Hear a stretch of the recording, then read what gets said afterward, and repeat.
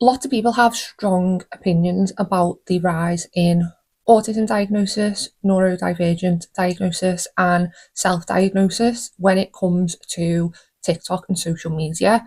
And there's a lot of people out there that blame social media for the rise in numbers in neurodiversity.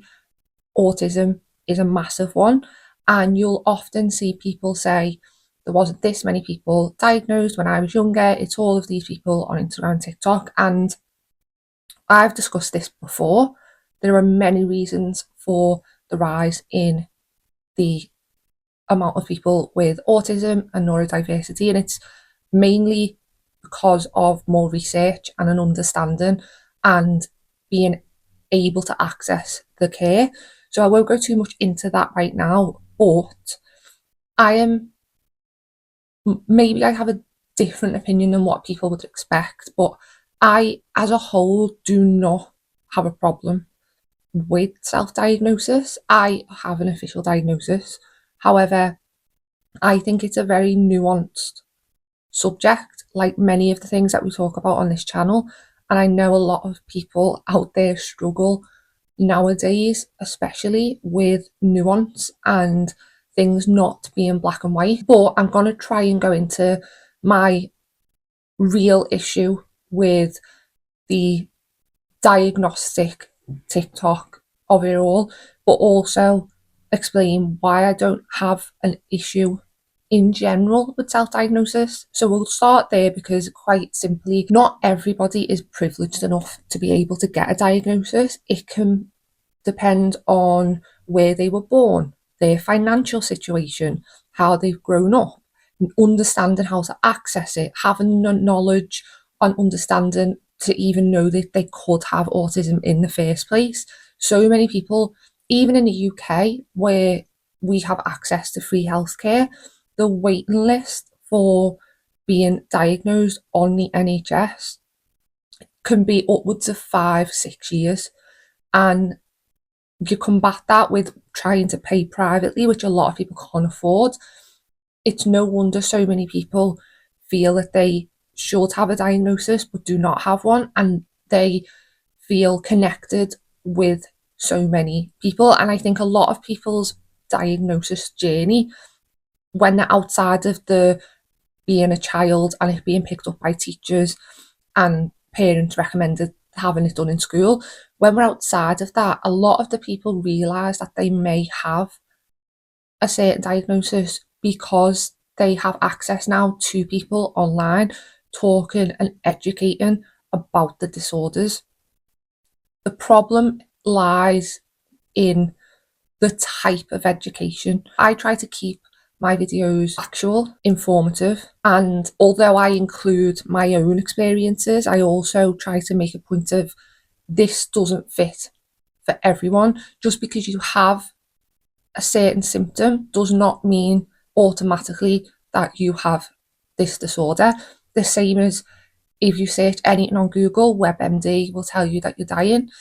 It's the same kind of thing. You can fit any symptom to match a disorder or disease if you really wanted to. But there's this growing idea that people want to be mentally ill or be neurodivergent. And is the people out there, I think this is where we have to use our critical thinking caps.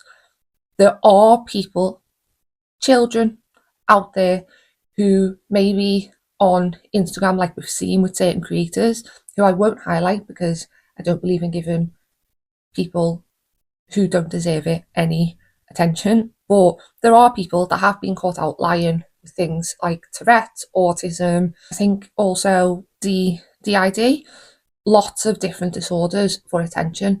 But it seems like a lot of people, because you hear about it, but you hear about it because it's such a odd, strange thing. There are so many mental health creators out there and so many informative, really strong people who are willing to discuss their own traumas and experiences.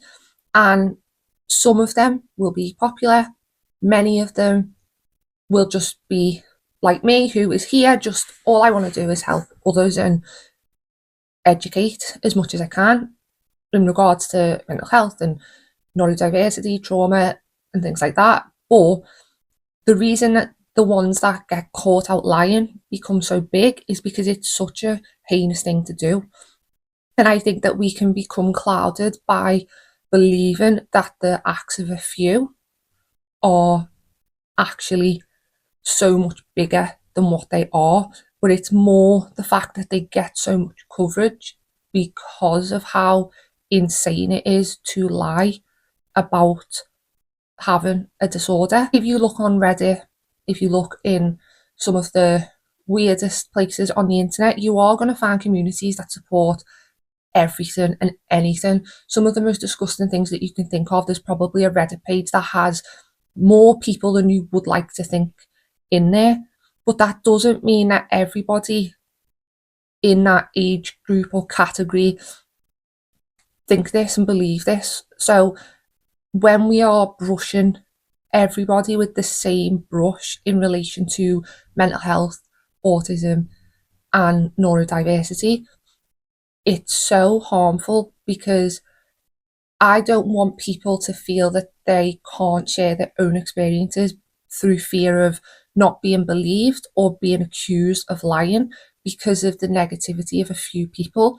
And I do think that it can be such an important resource for people who may believe that they have a certain disorder, but they don't have access to healthcare or they are unable to get the diagnosis for whatever reason. And I think that if you have specific struggles that you are struggling with on a daily basis, regardless of whether you have a diagnosis or not, your experiences and your struggles are valid no matter what. And if you feel like you need to label that to make yourself feel more valid, okay. Do I understand why some people get annoyed when people claim that they have a disorder or a diagnosis when they don't? Yes, because like we said, it then can breed this idea that everybody's lying or it's easy to fake. And so I do get why people get annoyed, and I do see the trends of people wanting mental health to be this quirky personality.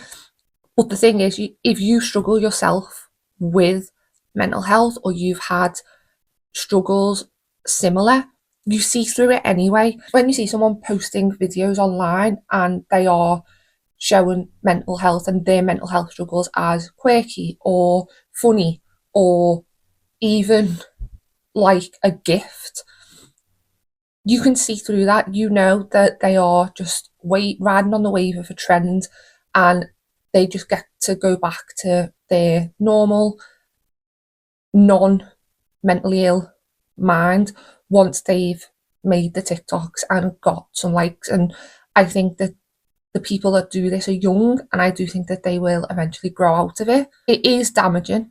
I have definitely gone through a lot of anger and ups and downs at this kind of content, especially around OCD, because OCD is so massively misunderstood already and has been misrepresented in the media for years and doesn't have enough understanding, and it is used so flippantly when it is actually classified as one of or the most debilitating disorders, mental health disorders, for a reason. And so yes, I get angry, I get upset when I see people making cleaning or organising fun videos and claiming it's OCD, and that is frustrating. And so that is why I try to combat that with informational videos and with videos that are going to give people a better understanding. I don't think we have to put these people down or be rude or nasty or cruel. I think that we have to use our critical thinking brains and just remember that we were all children once, teenagers. They don't always make the best decisions. At the moment, the biggest commodity is attention, and they are looking for that attention anywhere. The social media sphere is becoming so much more competitive, and that is why they are going to the extreme. And I do think that they will grow out of it, and I think there will always be some people that will want attention or fake attention, but that's always been the case regardless of whether there was social media or not. I just want people out there who do not struggle or do not have a neurodiversity, do not have autism or a mental health disorder.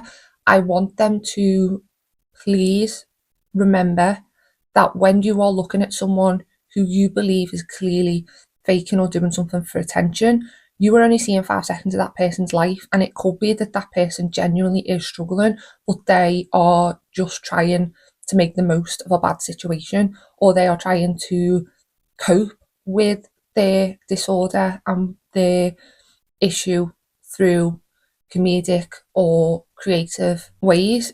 But also, for those that are genuinely lying, that is sad. I think it's sad to feel like you have to fake a disorder, but you need to remember that there are so many people out there that are struggling and that do actually have these disorders and mental health issues. And looking at a 5 second video of someone who's faked having a disorder does not delegitimize the real people that are battling every day. So I don't think the issue necessarily is TikTok. Like I said, I think TikTok, Instagram, social media in general have really helped so many people to understand themselves, to learn. I get comments of people who are in their 60s who, through the help of social media and community, have finally been able to get diagnosis as, I always get confused with that word, get diagnosed and have a better understanding of all of this struggle that they've had their entire life. And I think that is an amazing thing. And I think it does more good in terms of learning from the people. There's never been a time before where you could really learn about disorders and struggles and illnesses through the person's actual eyes who's struggling. Before, it was textbooks and doctors, and it wasn't as tangible as it is today. So I do think that it has done more positive than bad, but I do understand that there are negative sides. But self-diagnosis in itself is often a tool that is used before a diagnosis comes, or in place of a diagnosis, because one is not able to get one because of circumstances. So I don't think that we should demonize self-diagnosis. I know that the negativity comes from not only people in the communities, but also outside of it. I think that we should be asking ourselves why that person may have self-diagnosed, and if they self-diagnose, even if they do not have what they think they have, but they have the struggles on a daily basis, but that self-diagnosis makes them feel less alone, supported in a community. And I don't think that there's a problem with that. I do understand that there are limited resources, and people don't want resources to be wasted on people who might not necessarily have the disorders. But first of all, the majority of those resources are only given if the person has an official diagnosis anyway. And even if the resources were given, if that person's struggling with the same things that you are, then but they just don't have a diagnosis, then surely they still need the support and the help. There are awful videos out there, there are clout chasers, there are attention seekers, but there always has been. And I just don't want to demonize people who may be at the beginning of their journeys of diagnosis or of understanding of themselves by telling them that they can't or don't deserve or shouldn't self-diagnose, if that makes sense. And I know that it's like I've said, it's nuanced, and there are certain circumstances and situations where it would be inappropriate, and I'm sure that people will have a lot of strong feelings and some might not agree with me. That is fine. I am always open for discussion and for other people's viewpoints. So please leave your opinions down below. Please remember that I like to keep the comment section a safe place for discussion and communication. So even if you're disagreeing with me or with other people in the comments, avoid any nastiness, because that doesn't get us anywhere. So comment, talk, chat down below. Please subscribe, because it really does help the channel, and it has been slowly growing over the past few weeks. And thank you for watching, and I will see you again soon.